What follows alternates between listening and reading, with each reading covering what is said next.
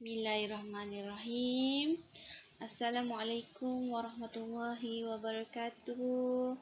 Dan saya ucapkan selamat pagi kepada semua pelajar tingkatan 1. Terima kasih kerana hadir kepada sesi pembelajaran kita pada hari ini. Kita akan teruskan dengan tajuk pembelajaran kita iaitu hadis sumber hukum. Okey, apa itu yang dimaksudkan dengan hadis sebagai sumber hukum? Kamu akan belajar pada hari ini. Sebagaimana yang kita tahu, hadis merupakan sumber rujukan umat Islam yang kedua. Okey, selepas Al-Quran. Yang pertama rujukan umat Islam ialah Al-Quran dan yang kedua ialah hadis.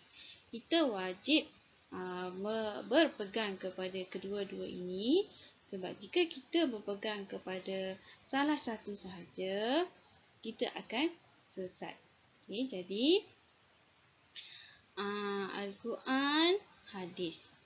Dan juga dua lagi iaitu ijma' ulama' dan juga qiyas.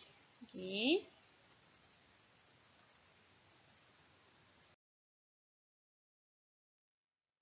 Okey, mari kita tengok apa yang kita akan pelajari hari ini. Kita tengok objektif pembelajaran, memahami konsep hadis dengan jelas.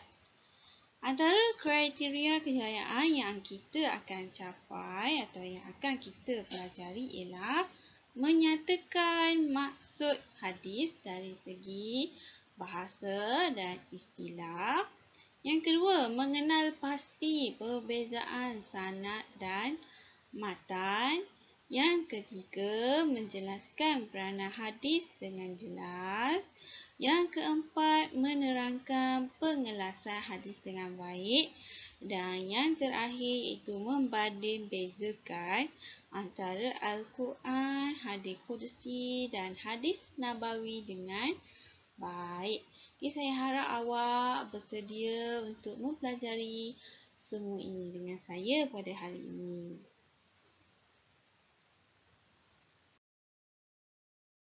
Mari kita tengok maksud hadis. Maksud hadis dari segi bahasa ialah kata-kata atau baharu. Dari segi istilah pula, sesuatu yang disandarkan kepada Rasulullah SAW sama ada berbentuk percakapan, perbuatan, pengakuan atau persetujuan dan juga sifat baginda. Okey. Ini yang akan kita sentuh juga dalam pengelasan hadis. Okey. Berdasarkan maksud hadis ni, awak boleh faham hadis tu adalah segala percakapan, segala perbuatan, pengakuan apa ataupun persetujuan dan juga sifat Rasulullah SAW. Hadis juga dikenali sebagai as-sunnah dan al-khabar. Okay, ini adalah nama-nama lain bagi hadis.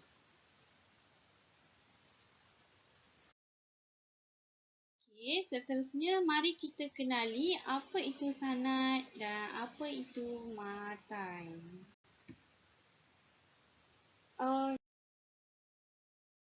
Okey. Awak boleh tengok ini adalah satu teks hadis, satu hadis. Okey, membezakan sanad dan matan. Okey. Dalam hadis ni awak tengok yang pertama, dia ada nama-nama perawi. Okey, nama-nama perawi. Saya nak awak perhatikan hadis yang saya berikan ini. Saya bacakan. Qala Imamul Bukhari, haddatsana Ali ibni Abdullah, haddatsana Yahya ibnu Sa'id, حدثنا سفيان قال حدثني منصور عن مجاهد an Tawusin an Ibni Abbas radhiyallahu anhu qala qala Rasulullah sallallahu alaihi wasallam. Okey, saya berhenti di situ. Ini adalah sanad. Macam mana kita nak membezakan sanad dan matan? Dalam sanad terdapat nama para perawi. Okey, biasa yang awak jumpa di televisyen atau di mana-mana, biasa disebut an Abu Hurairah radhiyallahu anhu qala qala Rasulullah sallallahu alaihi wasallam. Okey, biasa ada an kat depan, an yang bermaksud daripada, ataupun yang ini qala.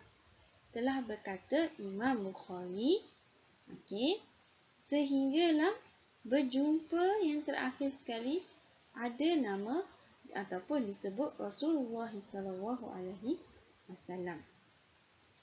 Okey. Ini adalah sanad. Terdapat nama-nama perawi, rangkaian perawi. Manakala matan adalah teks hadis tersebut. Okey, awak tengok ni sampailah titik.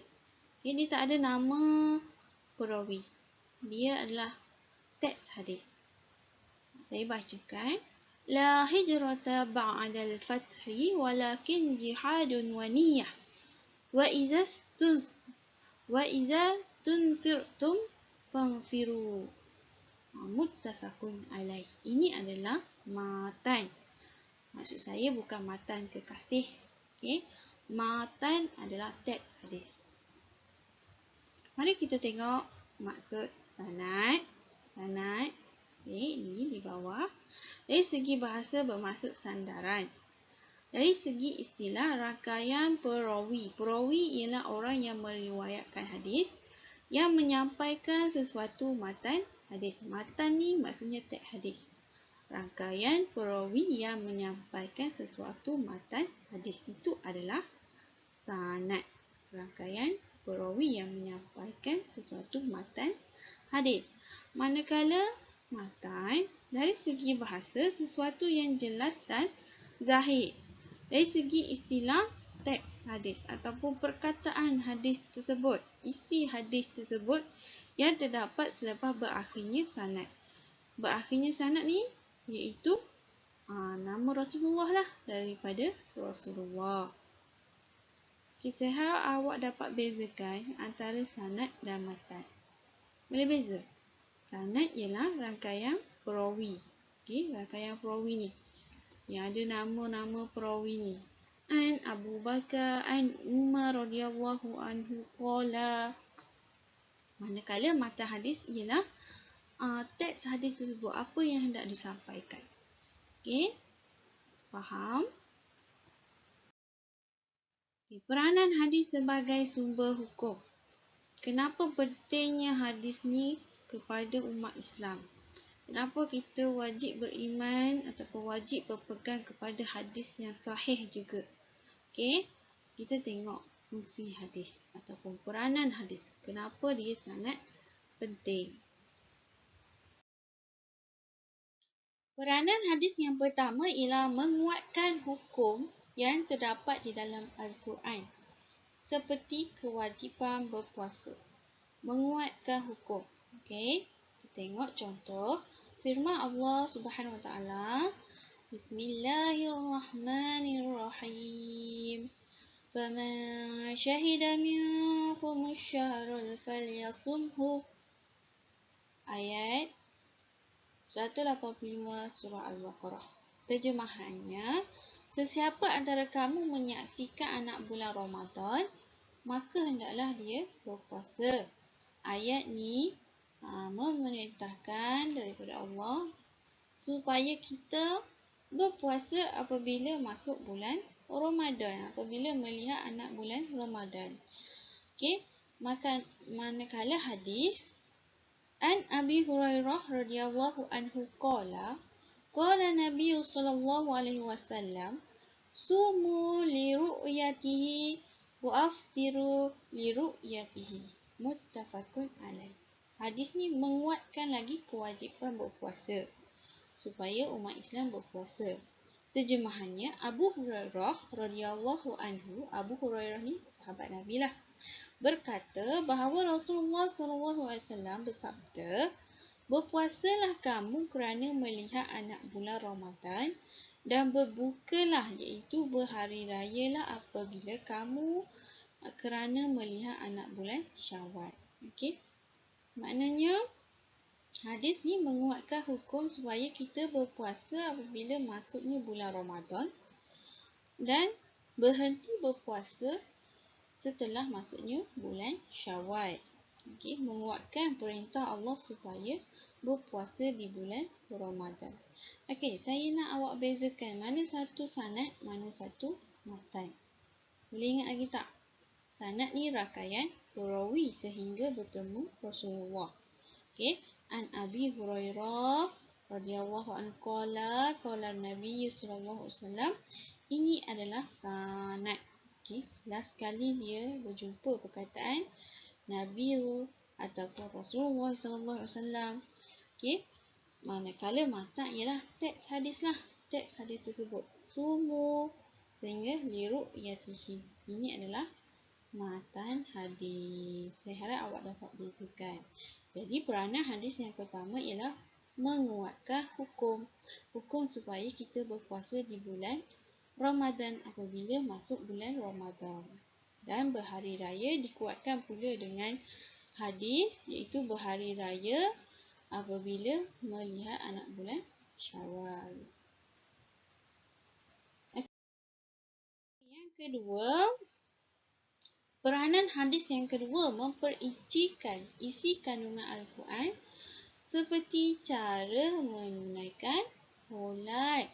Okey, Al-Quran ataupun Allah memerintahkan kita supaya menunaikan solat 5 waktu sehari semalam, tetapi di dalam Al-Quran tidak menceritakan atau tidak menunjuk cara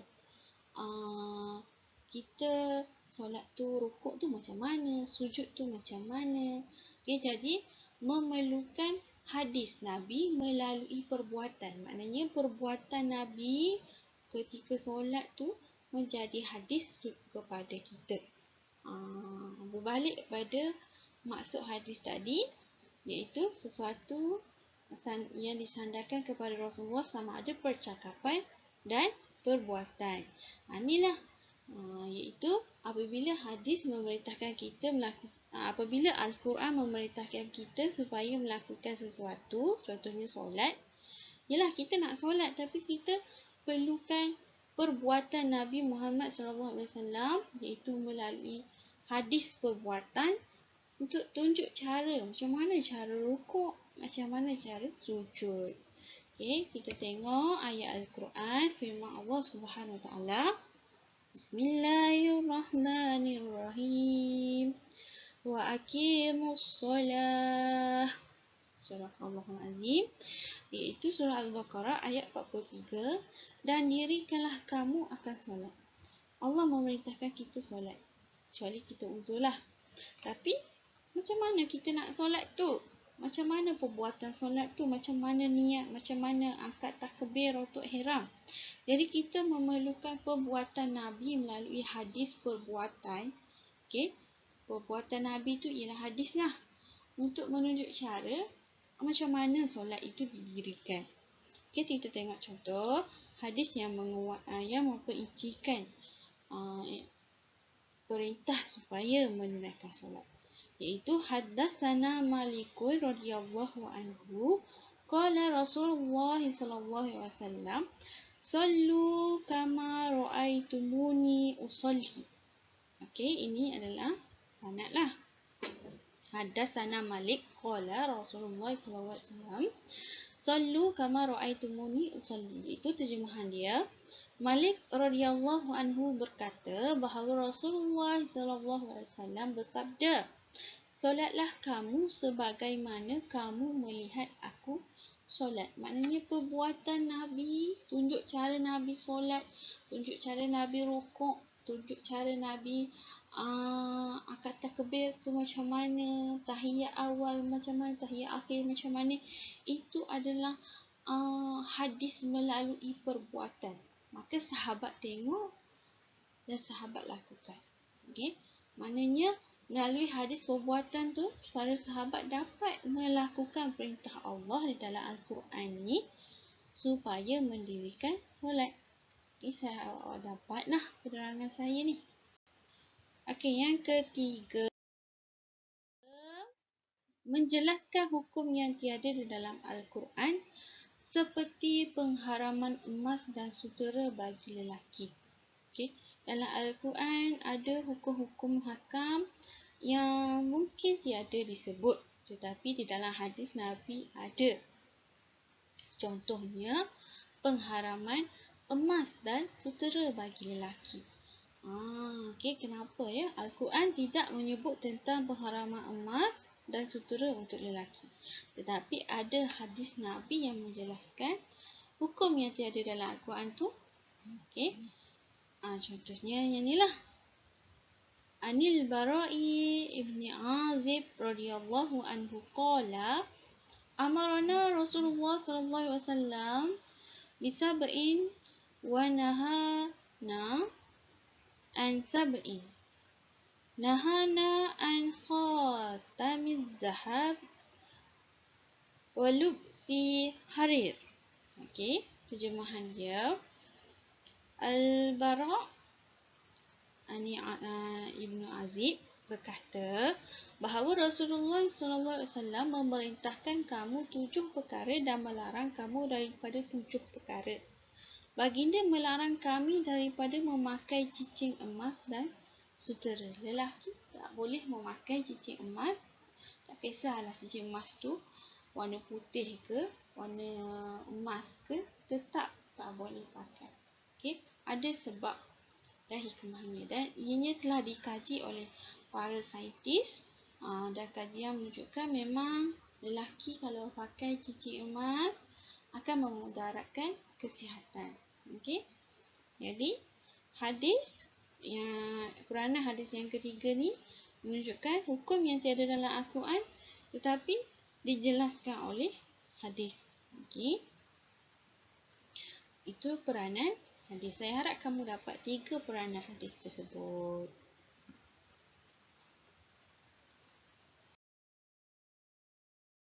Penjelasan hadis. Okey, kita daripada maksud hadis tadi, ingat lagi tak? Sesuatu yang disandarkan kepada Rasulullah sama ada perbuatan, percakapan, persetujuan dan juga sifat. Okey, itu adalah pengelasan hadis. Mari kita tengok. Okey, percakapan. Hadis yang pertama iaitu percakapan. Percakapan ni mestilah sesuatu yang diucapkan oleh Nabi Muhammad SAW lah. Okey, sebagai contoh hadis, okey, an Abi Hurairah radhiyallahu anhu anin Nabi sallallahu alaihi wasallam qala, okey, wal haya'u syu'batun minal iman. Terjemahan dia, Abu Hurairah berkata bahawa Rasulullah SAW bersabda, okey, ada bersabda ni maksudnya Rasulullah bercakap. Okey, percakapan. Malu itu satu cabang daripada iman. Okey, perbuatan pula. Mengasal hadis yang kedua melalui perbuatan lah. Macam tadi kita dah pelajari, iaitu Rasulullah menunjuk cara solat. Itu antara contoh hadis perbuatan lah. Sesuatu yang dilakukan oleh Nabi SAW. Nabi buat. Itu akan menjadi hadis. Sebagai mana contoh, Anas bin Malik radhiyallahu anhu. Anas bin Malik ni sahabat Nabi lah. Yaqulu berkata, kana Rasulullah sallallahu alaihi wasallam, okey, bahawa Rasulullah sallallahu alaihi wasallam yastanji bil ma. Yastanji ni perbuatan, iaitu beristinja dengan air. Okey, Anas bin Malik berkata bahawa Rasulullah sallallahu alaihi wasallam beristinja dengan air. Okey, ini istinja dengan air adalah perbuatan. Okey, antara contoh hadis perbuatan lah.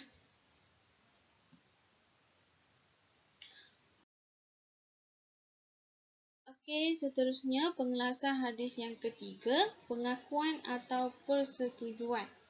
Pengakuan atau persetujuan maksudnya Rasulullah akui dan Rasulullah bersetuju.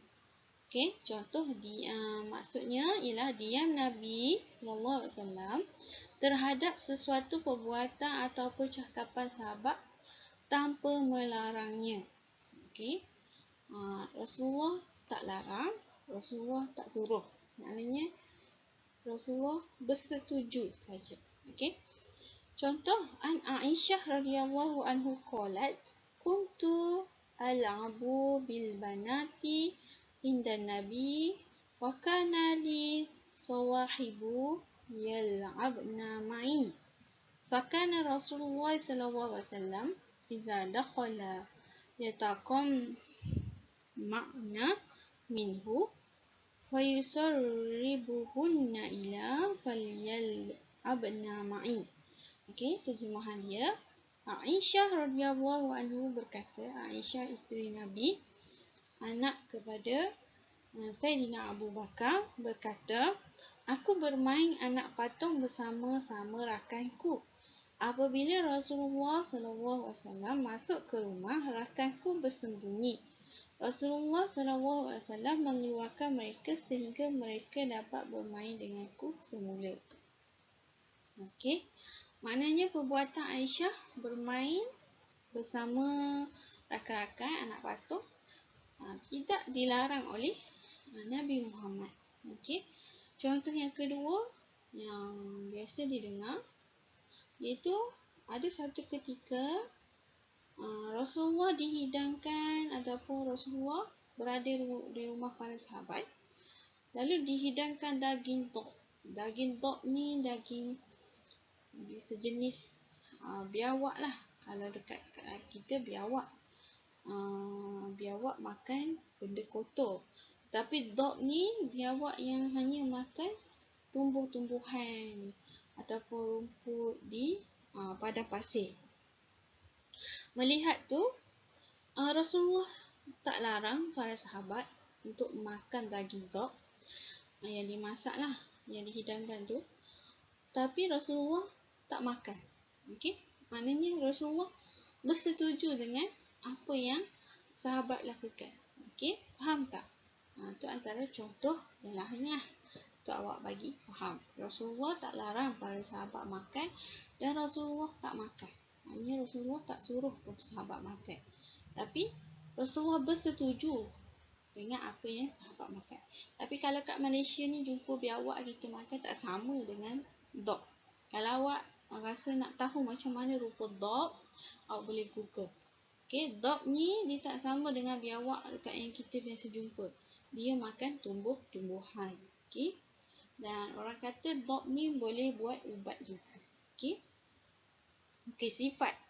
Pengelasan yang terakhir ialah sifat, iaitu perkhabaran tentang sifat kejadian dan sifat kepribadian Rasulullah. Maknanya sifat Rasulullah itu sendiri menjadi hadis. Contohnya sifat kepribadian an Abi Sa'id Al-Khudri radhiyallahu anhu qala kana Nabi sallallahu alaihi wasallam asyaddu haya'a minal azra'i fil khidriha.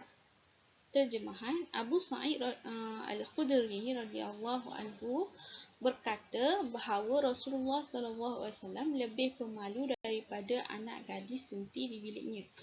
Maknanya sifat pemalu Rasulullah tersebut juga menjadi hadis.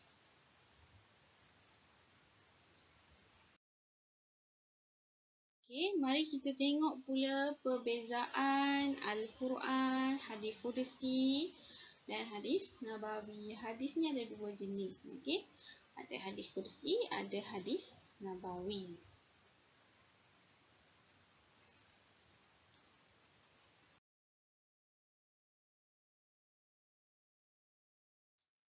Okey, saya harap awak dah nampak perbezaan dia ni. Okey, dari segi maksud, okey, ada Al-Quran, ada hadis Qudsi, ada hadis Nabawi.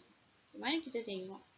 Dari segi maksud, Al-Quran semestinya makna dan lafaz daripada Allah Subhanahu Wa Taala.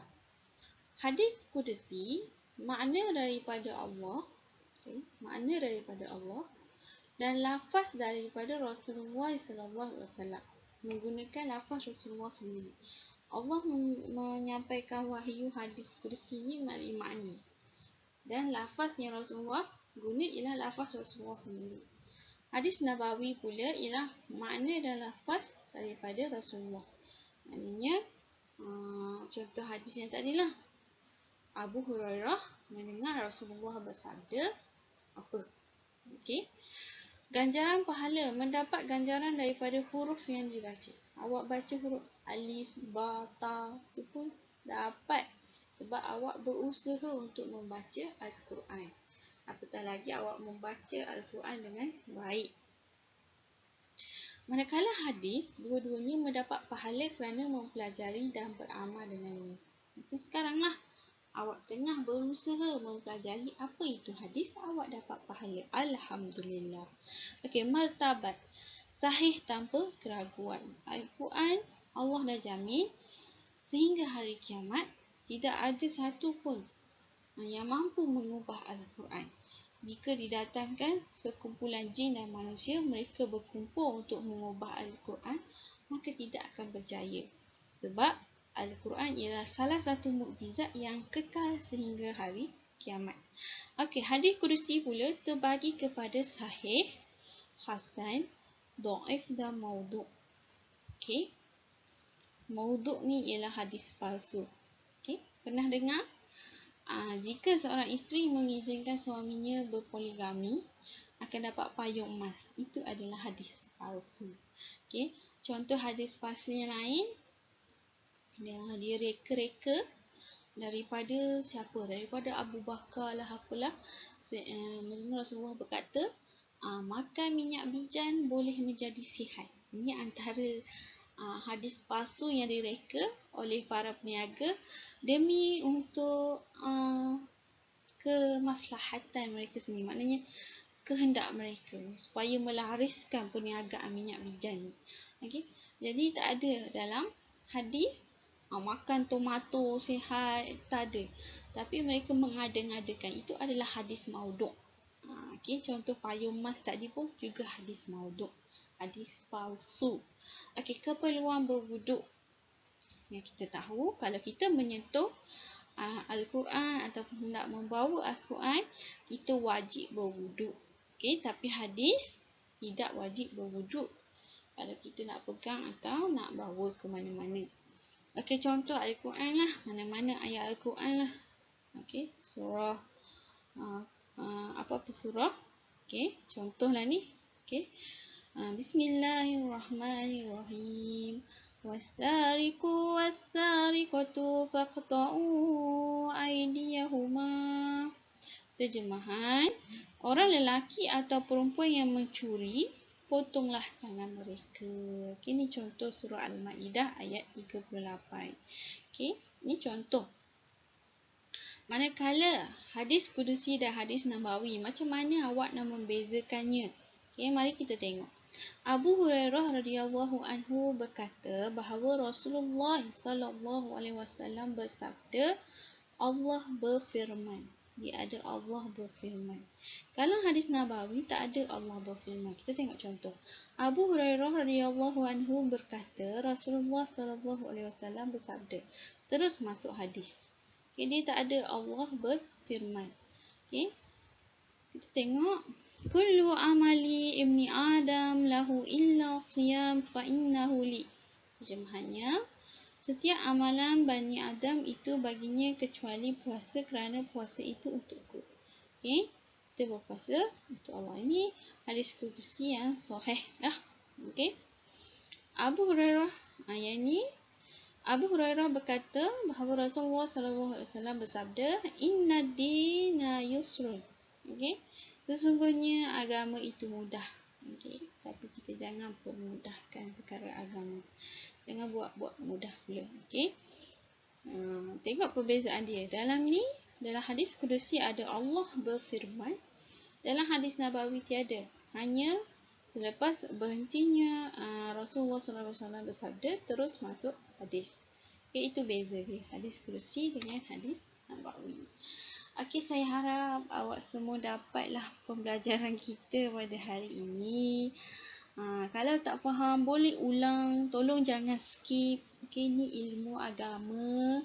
Ilmu yang membantu awak untuk lebih faham tentang kehidupan kita sebagai umat Islam. Jangan pula nanti orang bukan Islam tanya, apa tu hadis?